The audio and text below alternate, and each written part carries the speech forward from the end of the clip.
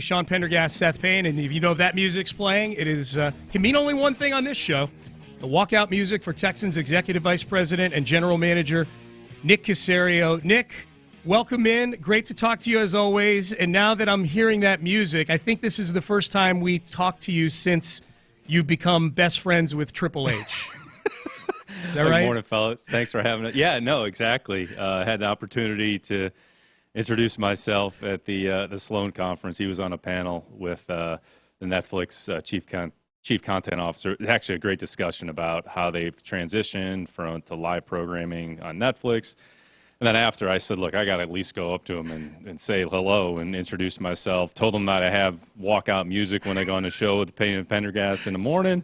And he said, wow, that's a good choice. So we got a little kick out of that. So that was a lot of fun. So it was great to me. He thinks I'm a lunatic, but, I mean, that's okay. That's good. There's no room for lunatics in his business. He's probably really put out by it. Yeah, no, I'm surprised he didn't book you for a match at WrestleMania. He actually did invite me to the next WWE event in Houston. So whether or not I actually take him up on that offer, we'll see. Okay. But he did extend the invitation. So maybe two of you can go in my place, and you'll probably have a lot more fun than I would have. What do you do if they approach one of your players? Like, it seems like Will Anderson would probably be a good candidate. To be a part of the show. Like, what's the process there? Do you have to really do you hammer out a contract with the player, and WWE is like what he's allowed to do and not do? The contract is don't do anything dumb. Yeah. So if you want to make an appearance ringside, that's probably about the extent of the contractual discussion. So you just like push somebody or something, but no getting pushed. Yeah. Because George Kittle's been a part of it. There's a few guys that have been a part. There's been a few. Yeah, exactly. Let's stay away from Hell in a Cell. Don't be jumping off like Mick Foley. Can't do anything like that. So I'm curious, Nick, and we'll get into the offseason and whatnot here in just a second. I am curious. You go into the Sloan concert, the Sloan Analytics Conference obviously seems like something that's right up your alley from a football standpoint. It's like a concert. They got groupies. Yeah, probably. So, like that groupie in Real Genius. Perfectly there. The MIT nerds. What do you walk away from something like that with that helps you from a football standpoint as a GM? No, it's interesting, and I think I have a really good relationship with Jess Gelman, who the CEO of Kraft Sports Group. Daryl Morey actually started the conference a number of years ago. Obviously, the Houston fans are familiar with Daryl and his time here in Houston. So more than anything, it's really a think tank, and they bring in different people from different lines of work, business, sport, entertainment, and it's just some idea generation. It's designed for the MIT students and then some other students as well. It's an opportunity for them to kind of listen and learn to some different folks in some different industries. Because of my relationship with Jess, I'm always open to just having those dialogues and discussion. The panel I was on this year, I was actually on a panel with Daryl and David Stearns, the GM of the Mets, who's done a really good job, not only his time with the Mets here in a short period of time, but Milwaukee as well. And it's really just very organic. You usually have a panel, there might be a topic. And it's just you're listening for some ideas, some interesting thoughts. I thought the panel, in all seriousness, with Triple H and Bella was really interesting, how they've grown their product, it's interesting the number of women fans that are engaged and interested in wrestling. And not to go like WWE here, but they talked about the Cena heel turn and how the response instantly on the social media, on Twitter or X, whatever you want to call it, it led to X number of followers, so it just got more eyeballs to sport. And in the end, it's all about entertainment, but just talked about how they've grown, how they've kind of transitioned going from USA to Netflix.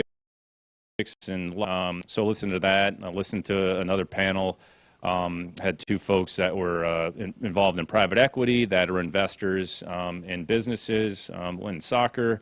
And more than anything, you're just looking for thoughts. It's no different than the league meetings here. The first night they had Caitlin Clark, Eli, and Serena just talk about, I would say, their experience, some of the things that they're doing, their involvement in sport. They're investors in a multitude of different sports. Even you could look at JJ, what he's done, investing in soccer overseas. So more than anything, when you get an opportunity to just listen and be a part of groups and panels like this, maybe there's something that you take and that you can apply. There's a lot smarter people there than I am, so I just go to try to listen and learn, and out of my respect and my relationship with Jess, that's really one of the reasons that I do it. You know, it's actually, Nick, something related that we were talking about earlier is about these torpedo bats, which I'm guessing you've heard of the torpedo bats? Briefly, I'm not as educated as you all are on it, but oh yeah, I'm an expert by now. It sounds like it's a hot topic. I've got a lathe in my shop that I'm working on my own version on. So, no, but what we were talking about was just how hard it is that that there's so many things going on the analytical side of things or on the technology side of things in sports now, that one of the hardest challenges is actually just figuring out which ones you're going to use. And because I was sticking up for Espada not knowing about the torpedo bats, because it's like with a dozen things a day that's going to revolutionize the sport. And it comes down to the organization, in my opinion, to really have a system for analyzing these things. So when you're looking at the analytical side of things, and you guys have an analytics department like most teams, how do you go about that part of it? Like figuring out, all right, we've got limited time and only so many resources, and we got to be ready. We got to have an offense ready here in a couple of months. Like, how do you pick what you're going to lean into? No, it's a great question, and I think the point that you make, Seth, the reality is things are moving fast. Things are constantly changing. Things are constantly evolving, and more than anything, you just want to make sure you have some awareness of what's going on, and then you're looking, is there something out there that there's a useful application that we can actually incorporate into some of the things that we're doing. And the reality is you can't use everything. It's a law of diminishing returns if you try to do too much.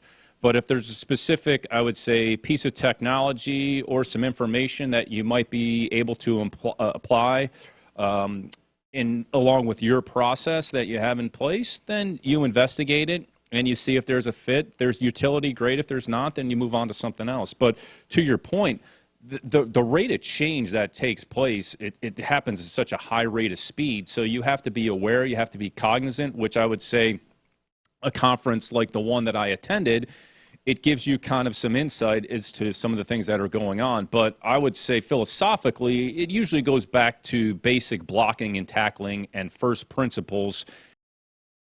And then you're in the periphery that you might be able to bring into your organization that you might be able to apply. So whether that's in coaching, whether it's in scouting, whether it's in sports performance, whether it's in the medical area, I would say we've talked at different points about the medical arena. Like that's an area that's constantly changing and evolving. So from ACL, reconstruction, the surgery, the rehab associated with it. There's just a myriad of things that are out there. So I think you have to be smart and disciplined with how you approach it and just realize you can't be a part of everything. But organizationally, you're always looking for some things on the margins that maybe we can incorporate. And the reality is, professional sports is as competitive as anything, so you're looking for things that potentially could provide you some competitive advantage that you might be able to incorporate and apply to your system that's currently in place.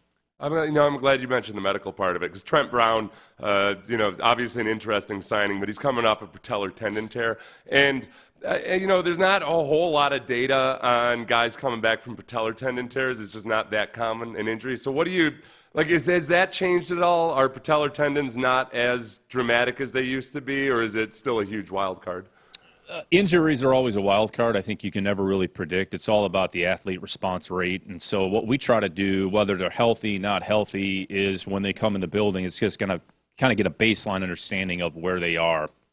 So from their weight, from their imbalance, is there an asymmetry, right leg to left leg? Is there a specific area that we can focus their training on? And I'd say you can build the training. I think where you've seen the big issues in the customization of training relative to the individual athlete. It used to be, and we were all a part of this, you walk in a weight room, you get handed a card, and everybody kind of does the same program. Well, I would say over time that's kind of changed because every athlete has different needs. Their body responds differently. What they're asked to do on the field is different, so you want to be able to train accordingly. Are there certain things that you're going to do with everybody? Yes. Are there other things that you're going to do that are specific to the athlete? And that's what I would say specific to the Texans, our return to football, return to play group. We can focus specifically on the individual rehab for that specific player, and then once they graduate from that, then they hand them off or they get handed off, and then we incorporate back into football.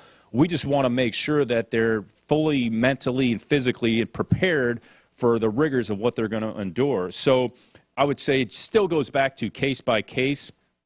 Some injuries are harder to come back by than others, but it's all about how does the athlete respond to the injury, and that goes back to the training, it goes back to the program that you could develop, and the technology that's available enables you to measure this so we can have the information and just try to make a good decision about each player and their overall health and performance.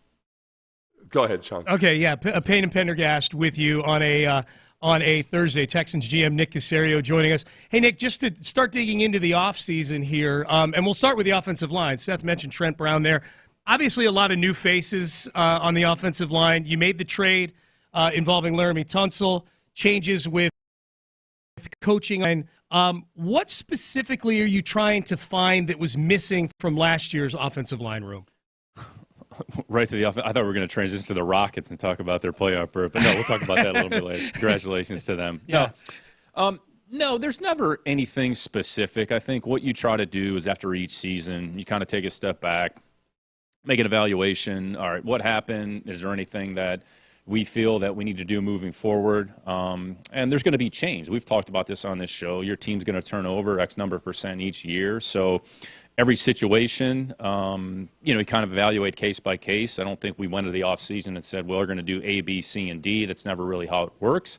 What you have to do is just kind of take inventory of where you are and try to take advantage of the opportunities as they present themselves. So in the Laramie situation, that was something that, we weren't certainly intent on doing or that we were motivated to do. I think when we just looked at the situation, we felt that it was the opportunity in front of us that made sense. Washington had a need, and then we consummated the trade, and ultimately we felt like that was the best decision for the Texans at that particular time. So I think you always know going in the offseason you're going to add players. There are going to be some players that go on and off the team. There are going to be some players that go on and off the roster. We made, I would say, changes offensively from Coach Cayley to Coach Popovich, so from the coordinator to the offensive line. So that's kind of step one. There's going to be personnel changes that take place. We've seen a number of changes that have taken place across the entire team, not just the offensive line. So I think the big thing that we've talked about, and D'Amico and I are focused on, is just trying on a team possible. And in the end, it's going to come down to how well we execute on Sundays. So we're a long way from that. It's April 3rd. Where we end up beginning of September, whatever the first game is, nobody really knows. But, we felt the way we're positioned right now, we have a number of players on the offensive line with varying levels of experience that have played a lot of football, including some of the players that are returning on our team. Obviously, the players that we brought on externally have played a lot of football. How it all transpires and how it all sorts itself out, TBD. So, but, we feel like we're in a decent spot right now, and I think the big thing is just being able to go out there and get the 5 best guys on the field, bring 8 to the game, but get the 5 best guys that are out there, and hopefully we can go out there and just play good football and execute on a consistent basis. So there were times as a team, I would say not just specific to the offensive line, as a team, did a number of really good things last year. There were other areas that, we probably could have done a little bit better. So that's where, it's a year-to-year league, and your team's going to change, and we're no different than any other team. And D'Amico, when he's talked about the offensive line or the offense in general a couple times this offseason, he's mentioned the importance of having one voice in the offensive line room. And he's also mentioned how with Cayley and with Cole Popovich having a relationship before that they're kind of on the same page already with a lot of things. Was there an element, and I'm honestly not trying to throw any one guy under the bus here or anything, but with the offense in its entirety over the last couple of years, were there some instances where maybe you just had an offensive line coach and an offensive coordinator and perhaps a player or whomever else where they weren't filtered, or they just didn't have the same common background, that it wasn't as seamless as you would hope it would be? Yeah, I'm not going to speak for D'Amico, but there's always a lot of communication that takes place. It's never one particular thing. So in the end, going back to when we made the decision, when D'Amico made the decision that he did to move on from Bobby, certainly wasn't an easy decision. So, what we're trying to do is put together what we think is the best situation or the best formula. And honestly, Seth, nobody really knows how it's going to go. Like, I can't sit here and tell you exactly how it's going to go. So I'd say the fact that Nick and Cole have some level of experience together, I mean, it always helps when anytime that you have an opportunity to work with one another. And again, it's under different systems, so there's going to be an element of we're going to have to work through some things in the off season, and that's what March and April are designed for. Coaching staff get together. How are we going to call things? How do you see things? We're going to use this terminology. Okay, when this situation comes up, we're going to handle it this way, and there's going to be some back and forth. So, again, like we've won 20 games over the last 2 years, so like a lot of things that we were doing, couldn't have been all that bad. So, but we're just trying to figure out like, all right, what's the best thing for the Texans? What do we think we got to do moving forward? Which is where we are right now. What is that going to mean? Well, honestly, I don't have the answers. None of us have the answers. Anybody that says they have the answers is probably lying to you. So I think we'll work through it here. We'll try to have a good off season. Try to get the players, let's say, in good condition. And then once we get to training camp, obviously we're going to have more information. We're going to have a better idea of where we are. And the whole goal is to just make sure that we're as prepared as we possibly can be for whoever the opponent is week 1. Joining us on Sports Radio 610. So, Nick, you get the deal done with Derek Stingley Jr. You get the deal done with Danielle Hunter to add another year to his deal. Obviously, Nico last year. Am I being presumptuous to say that you pretty much laid out the blueprint for getting an extension from the Houston Texans if you're a good football player? And if so, what is that blueprint? Good player, good attitude. Go out there, be productive, work hard, put the team first, and you'll be rewarded. And again, it's not just those 3 specific players, but I think when you look at the overall composition of the team and the mindset, and D'Amico has talked about this, what are the things that we're looking for? What do we prioritize? Like those 3 players are pretty good examples of what a Houston Texan football player should look like or what we want it to look like. Understanding every player is different. Everyone has strengths. Everyone has areas that they can improve. But those 3 players in particular are 3 of our better players. We feel like we're pretty fortunate that we have a lot of good football players on this team, in this building. And, again, going back to what I said a little bit earlier, everything is kind of case by case. So we'll look at it.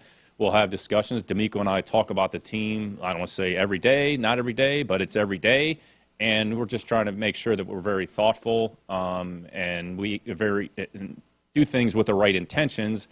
And, those players, they earn what they receive. We don't give out anything. Like, this isn't like, okay, come in here and we're just going to give you. You get what you earn, and the contracts are the contracts in every situation. But those players have earned what they received because of, A, their play, how they play, B, the type of people that they are, C, their work ethic, their overall mindset. I mean, Stingley was in here the day that we agreed. He was in a weight room, and we're in the offseason. We're not even in the offseason program yet, but I think when you speak to the mindset and the type of people that we want to have on this football team, we've had almost 30 players in the building since the end of the season that are training 4 or 5 times a week, and the offseason program hasn't even started, and including Stingley is one of those players. So Stingley was in there, Bullock was in there, Kamari Lassiter was in there. We've had Petrie's been here basically since the end of the season. So that speaks to if you show up, if you work hard, we have all the resources that you need here in the building. Like, you don't have to go anywhere else. Now, obviously, some people are more advanced in some of their training.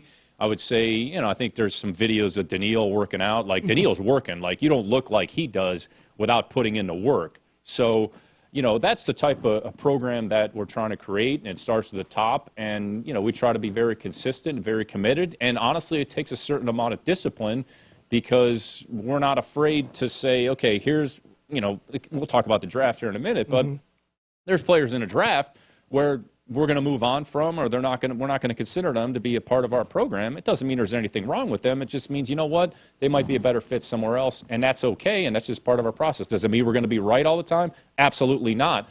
But we're just trying to be as consistent as possible on the way and committed and disciplined to our approach because for our team, and it's something that D'Amico and I believe strongly in. So as a result, we're going to make sure we try to find those players that fit and understand the mindset that we want them to play with and perform on a day-to-day basis. Nick, I have a follow-up on Jalen Petrie in a second, but I'm curious, just for some perspective. You said there's 30 players in the building right now working out, and the offseason program hasn't even started yet. From your experience, What's a normal number that's in the building like that, for some perspective on that number? Not that many. Yeah. And again, this is actually kind of an off week, and this week is, the league meetings and, coaches are off here this week, and this is kind of an off week. But I would say, just anecdotally, players who we signed in the offseason have made comments that on other teams that they've been affiliated with, that they've never really seen anything like this. Just unsolicited offering that up, which is good to hear. So it speaks to the players. It speaks to our sports performance staff. It speaks to the people that are working with the players on a day-to-day basis. I would say not that many. You'll probably get, I would say, anywhere from maybe 10 to 12 to 15 in kind of this dead period. So from basically, call it February and March or whenever your season ends, everybody's kind of on their own. Typically, the offseason starts in April. Our offseason program officially starts April 21. And the first 2 weeks are just with the strength and conditioning staff. The coaches really aren't involved in that. So, again, can't speak to necessarily what goes on in other buildings. I would say even going back to our time in New England, we had a decent amount of players around, but not the volume that we have here. Influence events, A lot of people live in Houston or kind of around here. B, they want to be in the building because we have the resources available to them. And C, they understand, in order to improve, and I've talked about this, if you want to get better at football, you have to work at football. So right now, the off season, what can you do to improve? It's your strength conditioning, it's your power, it's your overall development. Rookies, as an example, Bullock and Lassiter have been here. They didn't have an off-season program. So this is really their first opportunity to train with our staff on a kind of off-season type of cadence. So the players are here. It speaks to who they are. It speaks to their willingness and want to get better. And we encourage them to be there because we have everything that they need at their fingertips. So other players, if they want to go elsewhere, that's okay. It doesn't mean they're not working, like I said. But to have that number of players in the building, it's a credit to them and really our strength and conditioning and our sports performance staff that they want to be here. You could publish the list of guys in the building. That would be great. That would really help us with our hot takes this We'll put off-season. that on our social media. These are the guys that want it. These are the swarmiest guys. They're in the building. The opposite of that was Sam Montgomery at LSU. Yes, exactly. Hey, Nick, just to follow up about Jalen, you talked about the contract extensions. Obviously, Jalen is eligible for one. He's 3 years in now, and I know how much you guys how much you value Jalen Petrie. Is he on the radar right now, possibly to be extended this offseason? Yeah, I'd say we're the number of players, and we've talked about this. You guys kind of know how we operate. We're pretty flexible and open-minded. We don't have a finite, if we don't get it done by September 1st and it's off the table. I think at some point, for everybody's best interest, you might say, hey, look, let's try to figure this out, over the next few weeks or whenever. We've done things in the off season. We've done things kind of over the summer or in training camp. We've done a few during the season. So we'll maintain some flexibility, always open to having discussions and dialogue, whether or not an agreement, comes to fruition.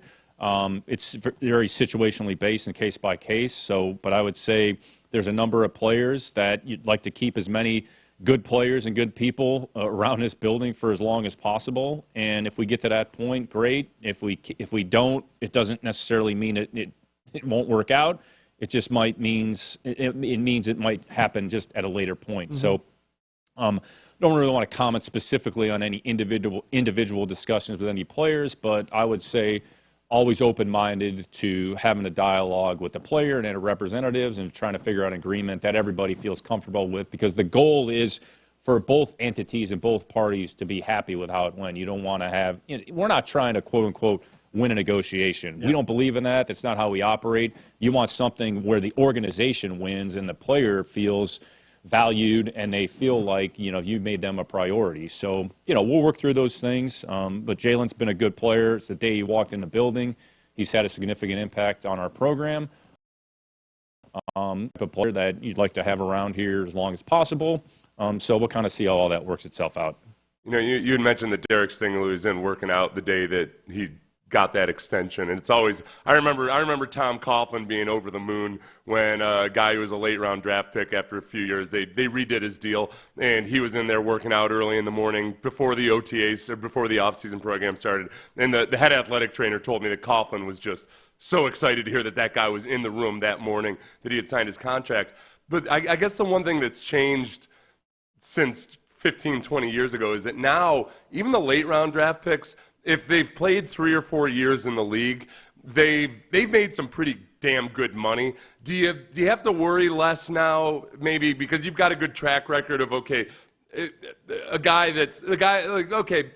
Stingley, he's already made $20 million in his career.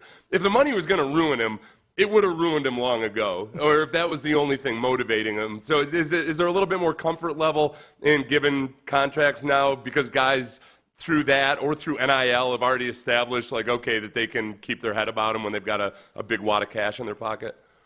Well, it's interesting. Obviously, what's going on in college football is sort of changed over the last 2 to 3 years. So some players are more equipped to handle the money than others, but it works both ways, Seth. Even if you're getting paid in college, then you might think, well, everything that took place in college is going to happen here in the NFL.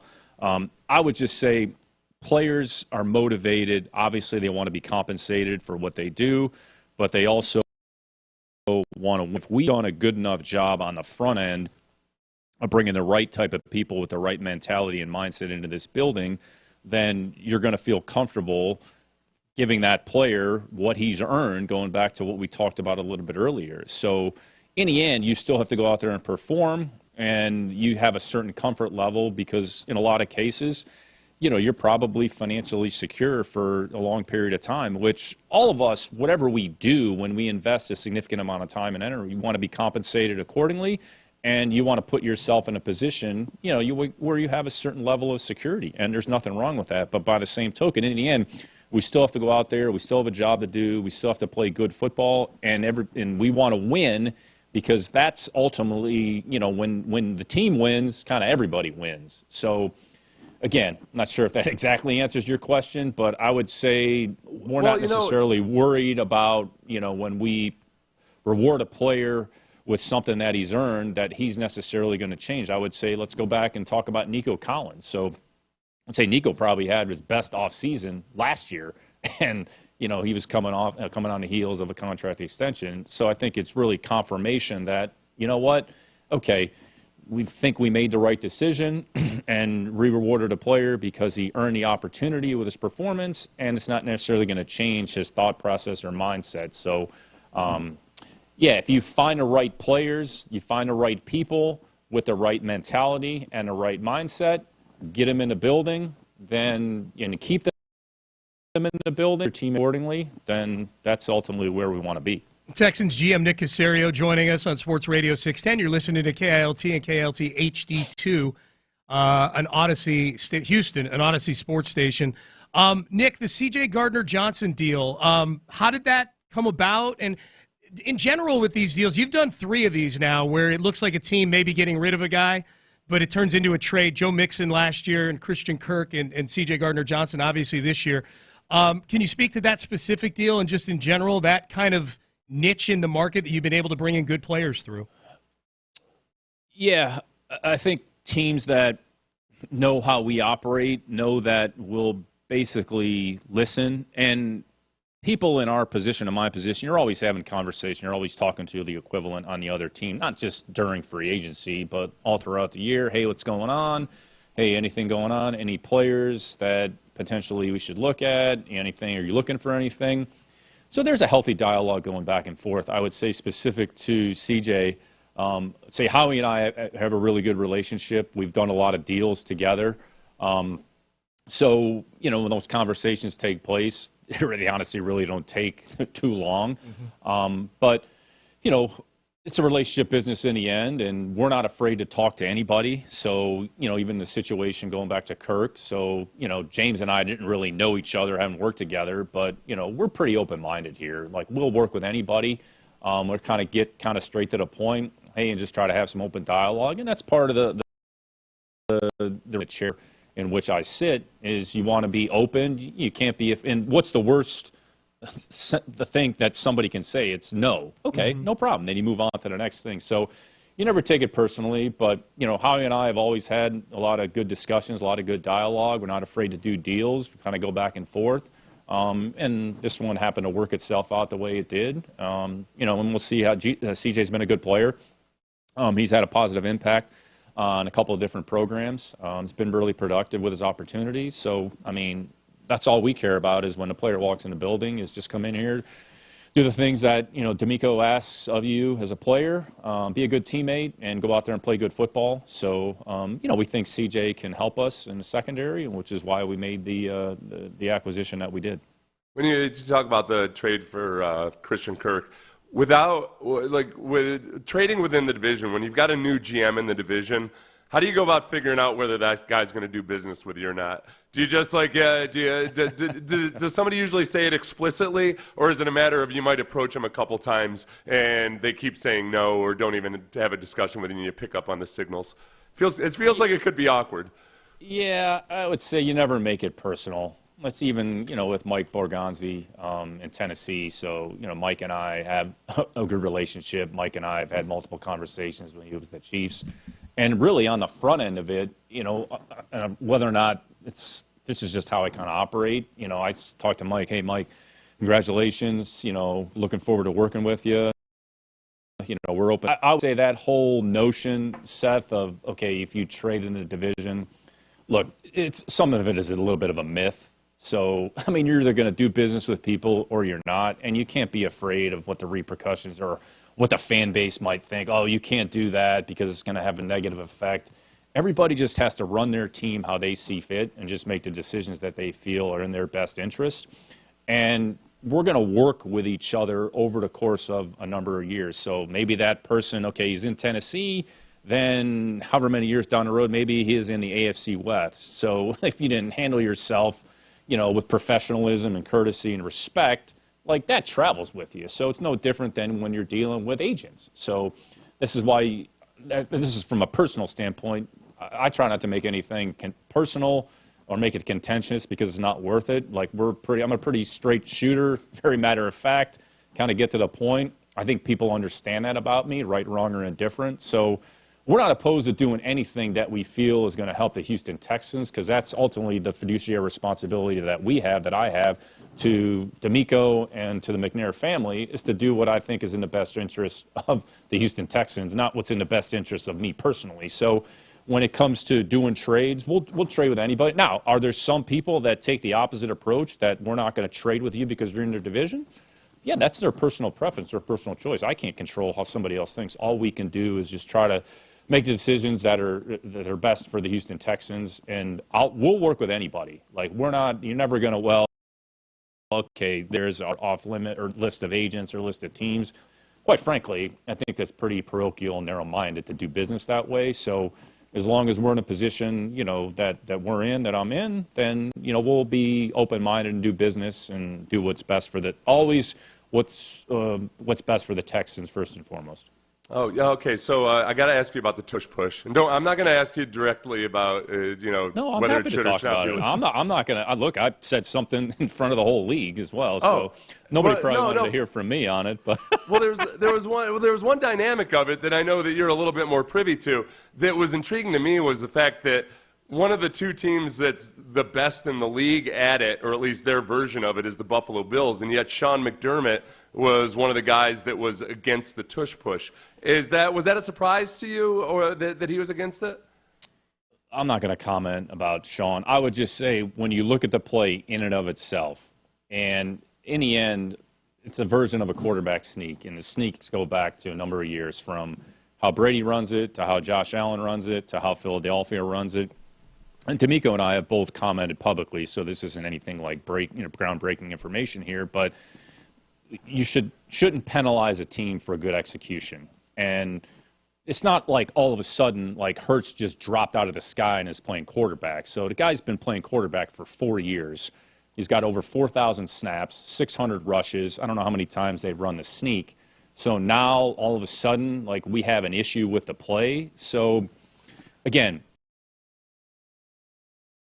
everybody, more than anything, what we should be doing is tip your hat to Stout and Nick for good execution. I mean, Jalen squats 6,000 pounds, so he's got good lower body strength.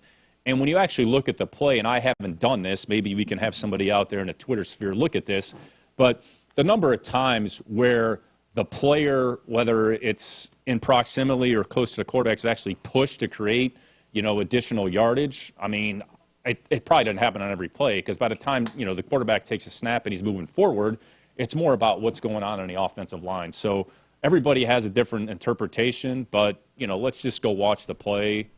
Whatever happens moving forward, ultimately it's out of our control. I mean, it's something I think the owners and the competition committee will vote on.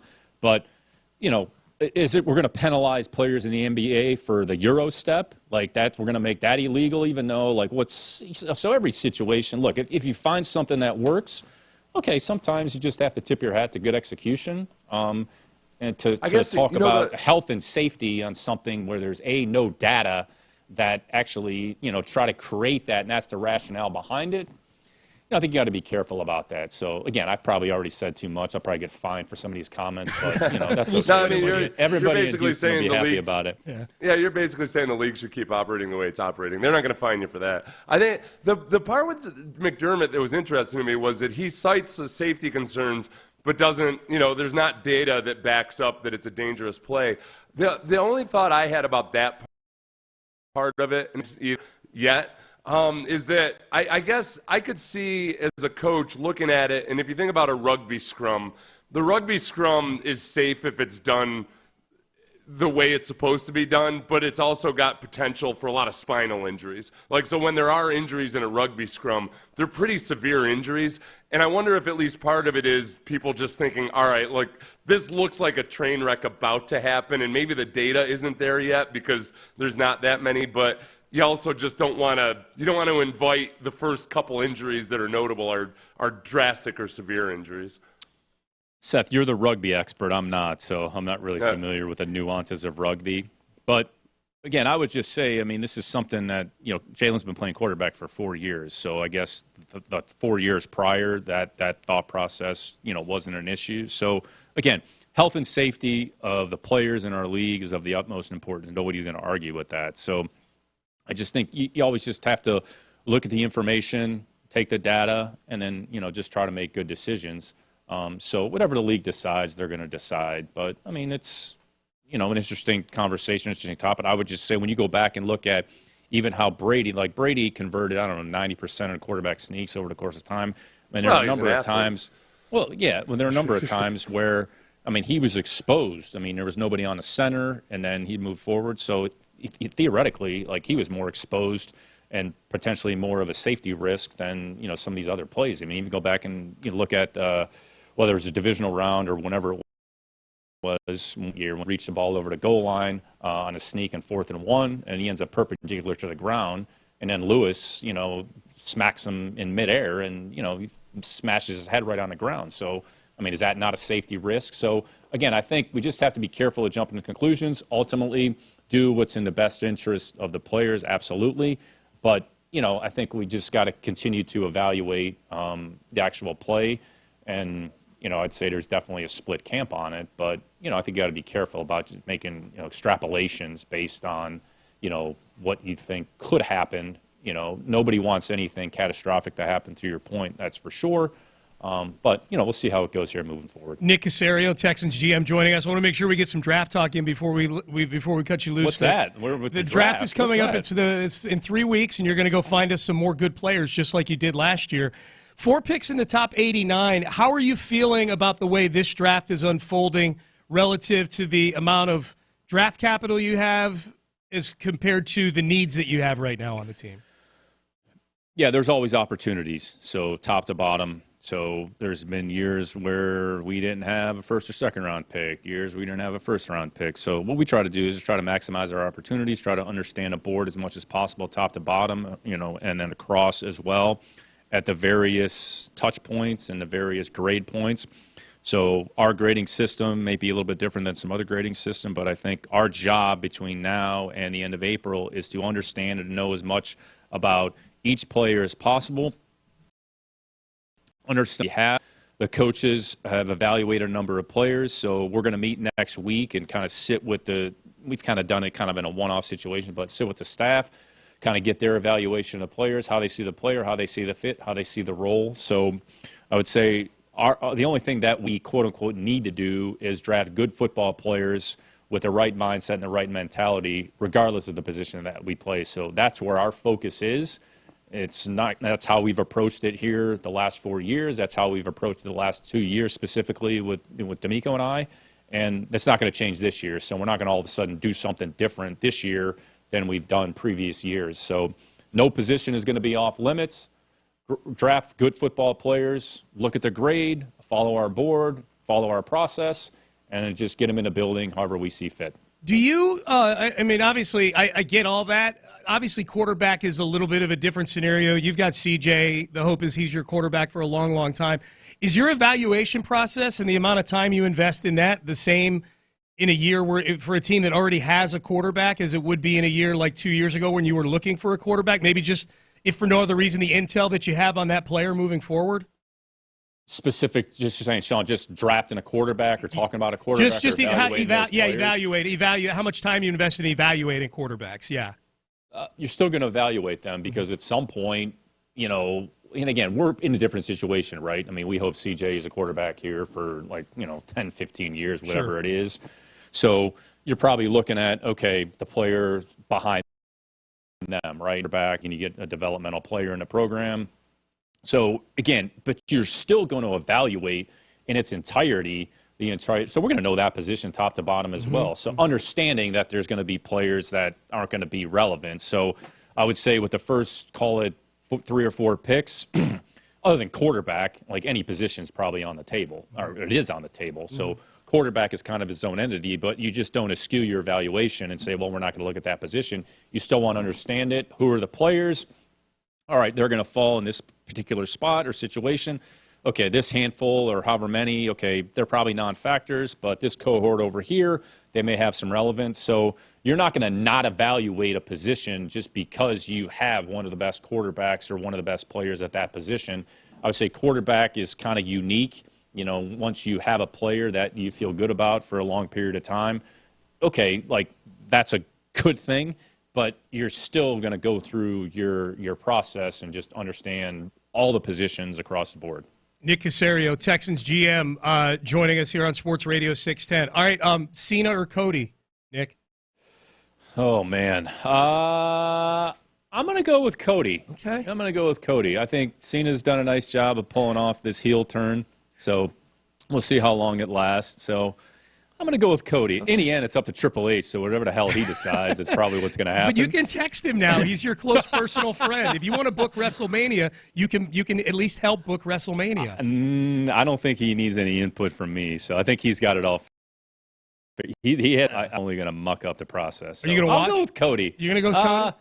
I'm going to go with Cody. Am I going to watch? We'll see. Okay. We'll see. I'm sure I'll see some tidbits. So I'll probably watch some Rockets playoff basketball before WrestleMania. Yeah, how about, that's okay. Hey, real quick on the Rockets, because you're obviously into all the sports teams from around here. I was thinking this last night, and I've thought this a lot with the Rockets. I feel like Ime Udoka and D'Amico Ryans have a lot of kindred spirit qualities. The Rockets feel like a very swarmy basketball team to me. I would not want to mess with either one of them. So Ime's done a great job, and he did a great job in Boston. Ime is a really good coach.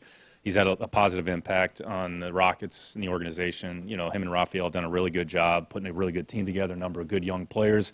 They've played well this year to win 50 games in the NBA. I mean, that says a lot. So they put themselves in a pretty good position. The West kind of looks like it's pretty open this year, other than OKC. I mean, they clearly look like they're one of the best teams in the league. So, but they've positioned themselves really well. I'm sure the city's excited as they should be.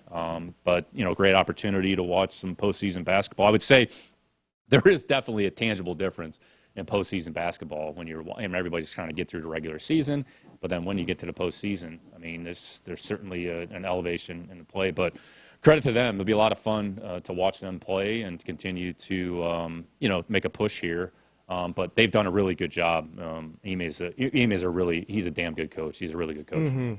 Okay, Nick, I'm going to give you a hypothetical that I like. It's going to happen, so you can answer freely. Okay, this is a draft question, but it's not going to happen. Okay, so don't feel like you have to be careful and not show your hand or anything. Why don't you just talk about this on your YouTube channel? Well, yeah, everybody should subscribe, and I know you watch all the time. So, let's say Travis Hunter slides to 25, and you don't trade. You're not trading any. You're just there at 25, and you decide to draft Travis Hunter. What role does he play his rookie year? I'm happy to talk about Hunter as a player. Yeah. He's a very uniquely skilled athlete. I would say he looks like his best position is going to be corner, but I think if you ask 32 different teams, they might have a different opinion. But like what he's done is, I mean, even going back to Charles Woodson, Woodson played on both sides of the ball, but not the volume with which Travis has played. But talk about, here's a player who essentially nobody was talking about probably 2 or 3 years ago, because he was at Jackson State, and Coach Prime did a great job of getting him there. But what he did this year, I mean, it'd be hard pressed to find another player probably in a near future that can duplicate what he's done. But I would say he looks like he's a better corner than he is a receiver. Not that he can't play receiver, but I would say he looks like corner. I mean, the way he plays the ball, tracks the ball. He's very unique. So there's is that one if you like whoever drafts him? Is that if you were to be one of the team, if you drafted him, do you go into it kind of thinking, all right, we're going to start him on one side of the ball, and then we know that do different things with him, but we got to nail one thing down first, and then maybe see how much more he can handle after that. You probably need to have a plan. Say, look, we're going to start him here. And then as it goes, because again, even as a player, that's hard when you're volleyballing back and forth. So you got to probably start somewhere, have a foundation, and then as it evolves, we've seen players kind of be used on both sides of the ball. Going back to Vrabel, in his role when he was playing on a goal line. So it happens. It hasn't happened a lot in the NFL with the volume with which that Travis played, last year at Colorado. So it'll be an interesting, but nonetheless, he's one of the best players in the draft. He's going to have a great career. Seems like he's a really good kid, who's worked really hard to get to this point. So he deserves all the accolades that he's receiving. Okay, real quick on this one, because we know we got to let you go. I really, really, really like Kenneth Grant, the defensive tackle from Michigan. But then I look at various anonymous scout quotes, and I've got one guy saying he's better than Mason Graham, and then I've got another guy saying he's the 8th best defensive tackle in the draft. Which one of those guys is correct? The old anonymous quote season. Yes. This is where we are. We lean into this. Yeah. Is it pretty much guaranteed that the guy who says he's the 8th best defensive tackle in the draft actually really wants to draft Kenneth Grant? Yeah. This is a massive amount of BS season. That's what this is. So I would say they're both good. They're both good football players. And when you watch the Michigan defense, you're not just watching one player. They play next to each other, so you can watch them during the course of the game. They're both really good players. They both do well. They have some areas that they can certainly improve, but they're both good football players, and they're going to probably have a positive impact on whichever team drafts them next season. All right, Nick. Got it. I'm changing my mock draft. Yeah. The old P&P Mockaroo just changed based on that. Mason Graham drops to 25. That's right. I just heard. That's right. Yeah. I have the text. How many more hypotheticals are we going to get into? Oh, dude, yeah. Nick, your willingness the trolley is headed towards the station. Yeah, that's right. Your willingness to talk about other sports has texts like this. Ask Nick if he's willing to help get a hockey team in Houston. No, I'm not going to ask him that. All right. I would support that. I know you would. Yeah, but you got to get back to work. Can I get involved in the ownership group? Yeah. Let me focus on football here. There you go. Nick, we always appreciate how generous you are with your time. Appreciate all the insight. And go get them at the draft in a few weeks. Thanks, fellas. Always good to visit with you. You too. Appreciate it. Nick Caserio, Executive Vice President and GM, joining us on the show.